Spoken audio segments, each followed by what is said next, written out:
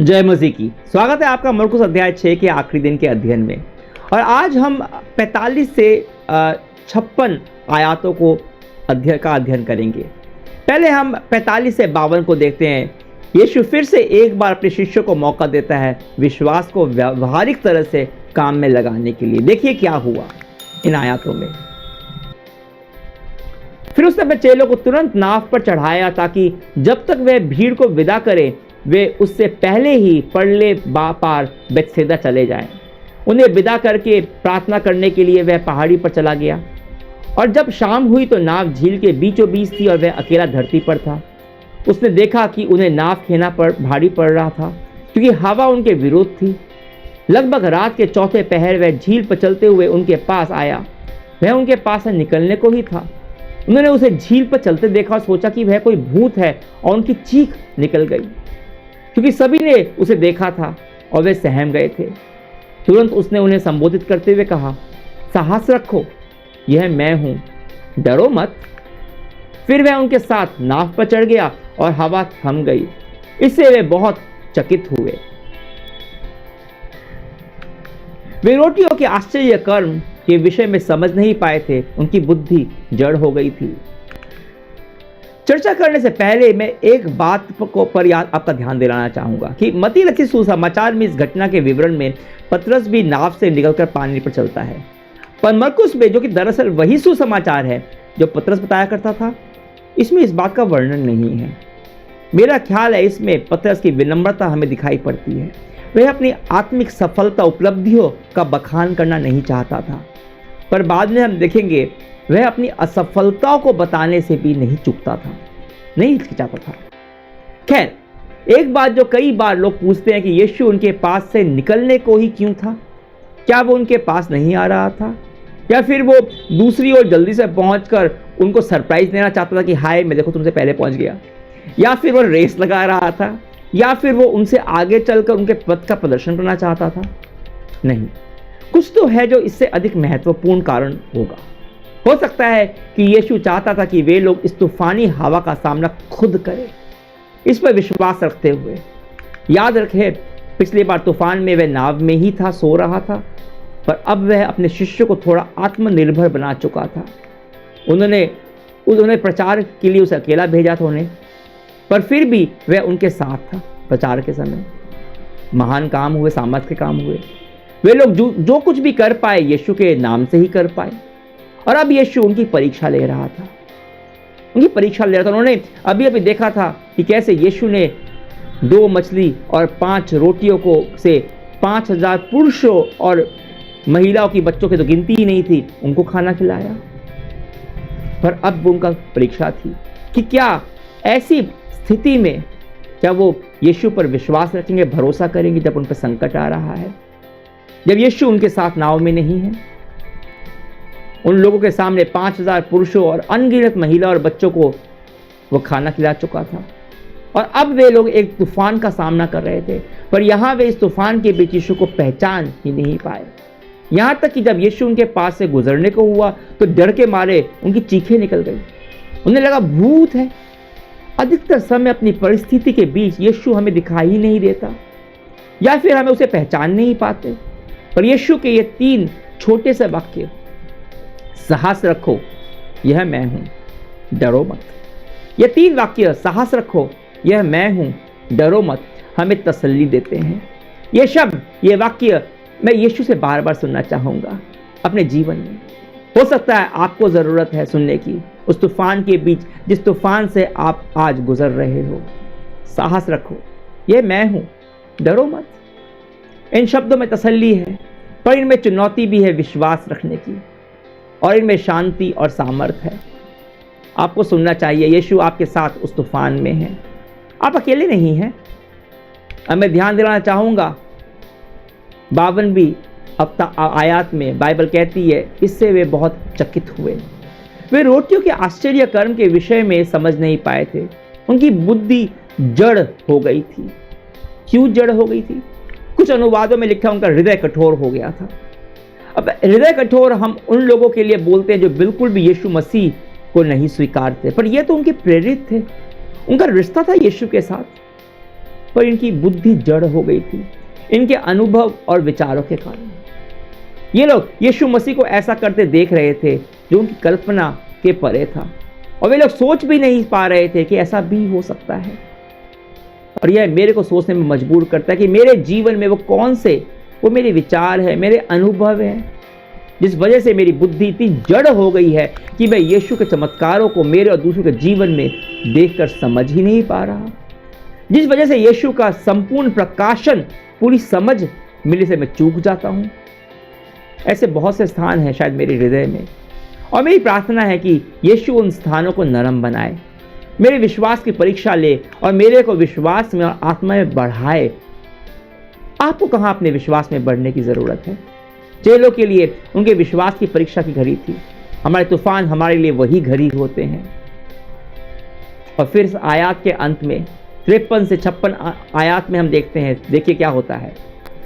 झील पार करके वे गन्नेसरत पहुंचे, उन्होंने नाव बांध दी। जब वे नाव से उतरकर बाहर आए तो लोग यीशु को पहचान गए। फिर वे विवारों को खाटों पर डाले, समूचे क्षेत्र में जहां कहीं भी उन्होंने सुना कि वह है, उन्हें लिए दौड़ते फिरे। वह गांव में, नगरों में या बस्तियों में जहां कहीं भी जाता, लोग अपने बीमारों को बाजारों में रख देते और उससे विनती करते कि वह अपने वस्त्र का बस कोई सिरा ही उन्हें छू लेने दे, और जो भी उसे छू पाए सब चंगे हो गए।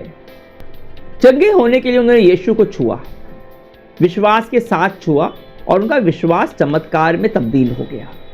पर चंगाई देने वाला यीशु मसीह ही था।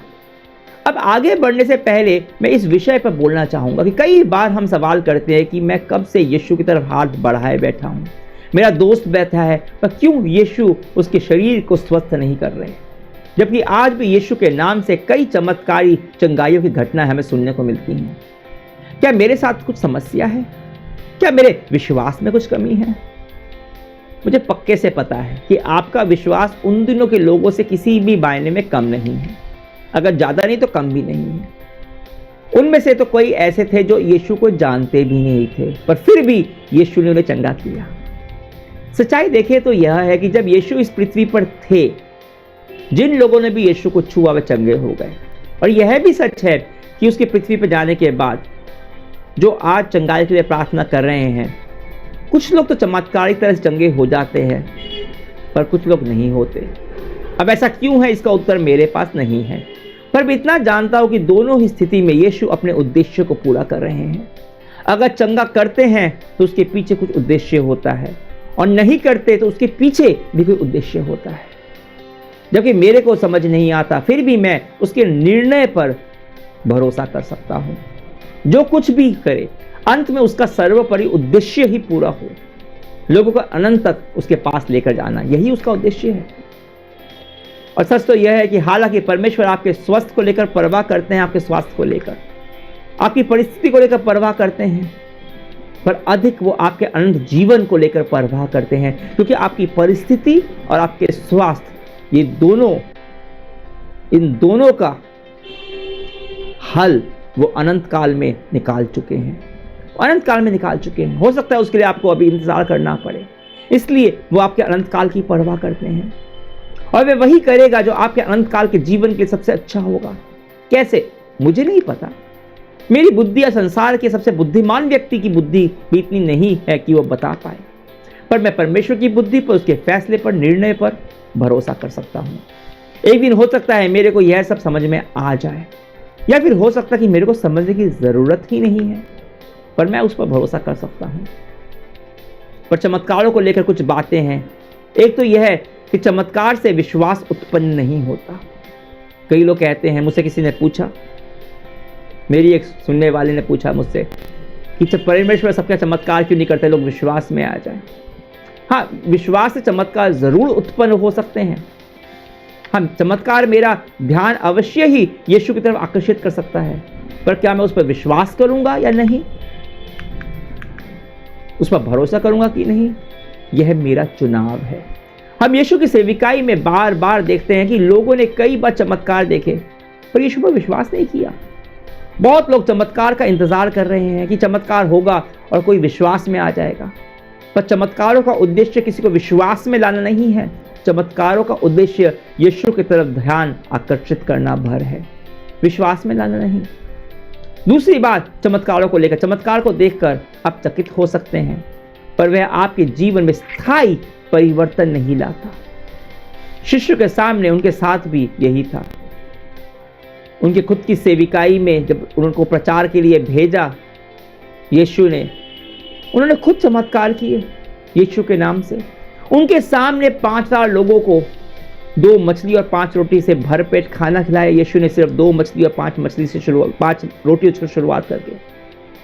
पर ठीक उसी कुछ पल के बाद वो विश्वास नहीं कर पा रहे थे कि यीशु पानी पर चल सकता है, यीशु तूफान के बीच उनके पास आ सकता है। बहुत से लोग कहते हैं, हे परमेश्वर मेरे को चमत्कार दिखा, फिर मैं तुझ पर विश्वास करूंगा। पर सच्चाई तो यह है कि उसे जो भी दिखाना था वह क्रूस पर दिखा चुका है, अपने हाथ फैलाकर, कीलों से चुभे हुए उसके हाथ और उसके पैर। परमेश्वर खुद इंसान बनकर धरती में आया। इससे बड़ा चमत्कार क्या हो सकता है?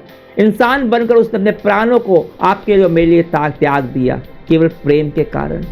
इससे बड़ा चमत्कार और क्या हो सकता है? इससे बड़ा चमत्कार क्या है कि हम सर्वशक्तिमान परमेश्वर, इस ब्रह्मांड के रचयिता को अपना पिता बोल सकते हैं। उसके साथ हमारा रिश्ता है केवल विश्वास से। क्या चमत्कार हो सकता है इससे बड़ा कि यीशु मसीह 3 दिन के बाद वापस से जी उठा और आज तक जीवित है। यीशु चाहता है कि हमारा उसका रिश्ता हो, उसके अनुग्रह के द्वारा, सिर्फ उसके अनुग्रह के द्वारा। क्या यह चमत्कार नहीं है?